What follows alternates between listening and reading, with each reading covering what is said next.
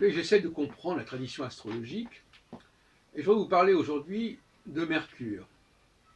Pourquoi Mercure est-il considéré comme une planète neutre? C'est la raison suivante, c'est qu'il n'est pas dans les couples planétaires. Les couples planétaires, alors il y a plusieurs théories là-dessus.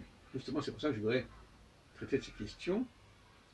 Il y a le couple Mars-Vénus, qui est deux planètes qui se suivent en quelque sorte dans les distances au Soleil.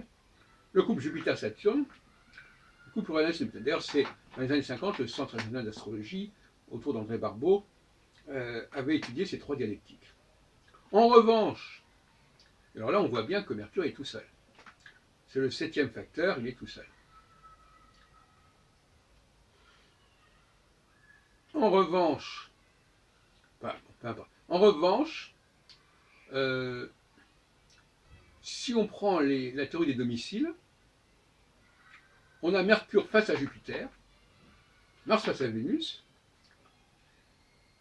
et on a Saturne face à la Lune ou au Soleil, au luminaire. Et donc, par conséquent, à ce moment-là, c'est la Lune qui saute, quelque part. Hein, d'ailleurs, Jean-Pierre Nicolas l'a bien montré.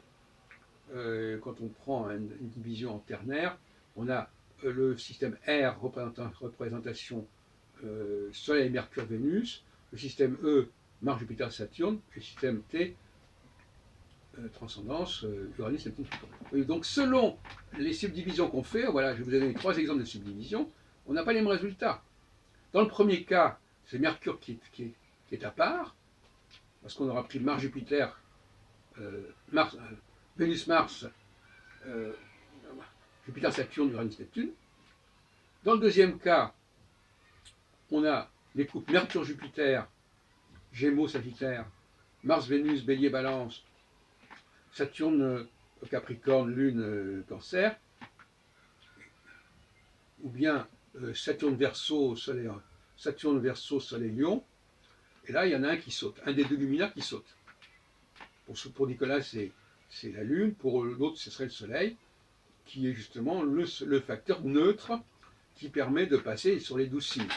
Donc, vous voyez, là aussi, donc tantôt c'est Mercure qui saute, qui est le neutre, tantôt c'est le Soleil qui est neutre, et avec Nicolas, c'est plutôt la Lune qui est neutre.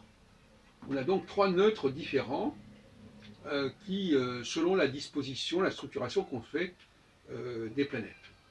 Avec un élément commun, c'est-à-dire entre le 2 et le 3. Alors, Mars-Vénus, on le retrouve à la fois dans le premier système, dans le deuxième système, et dans le troisième système, eh bien, ils sont effectivement, Mars est dans le groupe E et Vénus dans le groupe R. Bon. Voilà. Donc il y a toute une cuisine astrologique qui explique que tel facteur sera l'élément neutre. Et qu'est-ce que c'est qu'un élément neutre?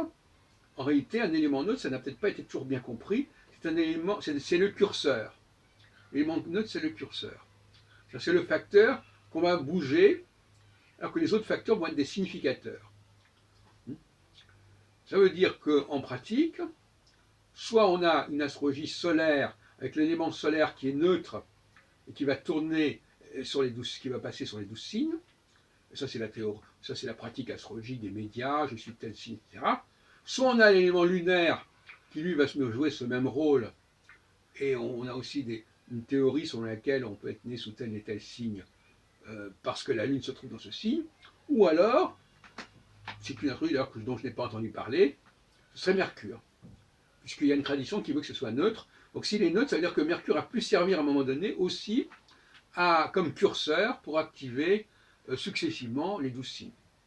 Donc par cette réflexion structurelle, on arrive à la supposition d'un dispositif qu'on ne connaît pas, mais dont on a les traces, et dont on a l'empreinte. Voilà. Donc cette notion de neutralité, il faut bien comprendre, l'élément neutre, c'est l'élément qui peut circuler à travers les 12 signes, et qui lui-même n'est pas un significateur. Il perd sa force de signification, et il est simplement celui qui va pointer successivement des tonalités différentes et successives.